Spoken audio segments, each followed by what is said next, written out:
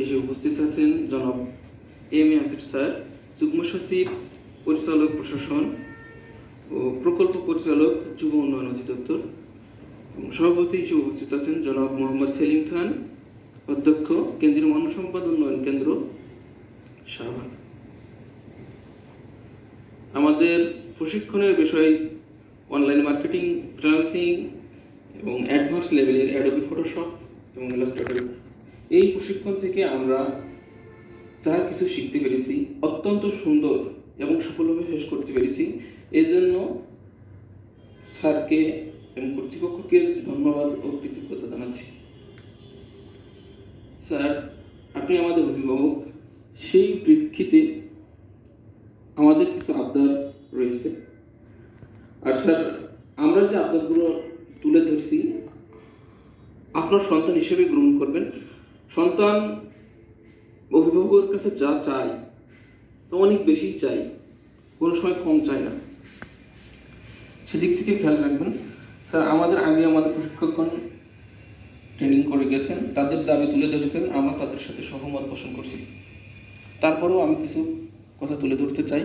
Sir, আমাদের যে প্রজেক্টটা আছে, আমরা এই প্রজেক্টটা শেষ পর্যায়ে, তাই আমাদের প্রথম এবং সবার প্রথমে যে গুরুত্বপূর্ণ দাবি, সেই দাবিটা হলো যে আমাদের এই প্রকল্পটা যেন তৃতীয় পর্যায়ে যায়, সেই দিক থেকে আপনার প্রয়োজনীয় ব্যবস্থা গ্রহণ করার আকুল আবেদন রইল। স্যার, দিন শেষে আমরা একটা পরিবারের পরিচালক, প্রত্যেক সদস্যরা আমাদের দিকেই তাকিয়ে থাকে। তার প্রেক্ষিতে আমাদের যে বেতন, পরিবারের ভরণ পোষণ করা খুবই কষ্টকর। যদি স্যার আপনার কোনো সুযোগ থাকে তাহলে আমাদের বেতন বৃদ্ধি এবং উৎসব ভাতা বৃদ্ধির ব্যবস্থা গ্রহণের অনুরোধ রইল। স্যার, আমরা আসছি একটা ঠিকাদারি প্রতিষ্ঠানের মাধ্যমে, তারা আমাদের বেতনের থেকে কিছু অংশ পার্সেন্টেজ কেটে নেয়। স্যার, আমরা চাচ্ছি যে ঠিকাদারি যে প্রতিষ্ঠান, এই প্রতিষ্ঠানের মেয়াদ আমাদের এই প্রজেক্টের মেয়াদের সাথে শেষ হবে। আমার কাছে নতুন করে যদি তৃতীয় পর্যায়ে আমাদের প্রকল্পটা চালু হয়, তাহলে আমরা যুব উন্নয়ন অধিদপ্তরের কর্মী হিসেবে আমরা চাই যে অধিদপ্তর আমাদের নিয়োগ করবে। সর্বশেষ স্যারকে ধন্যবাদ জানাচ্ছি এত সুন্দর একটি প্রশিক্ষণের ব্যবস্থা করার জন্য।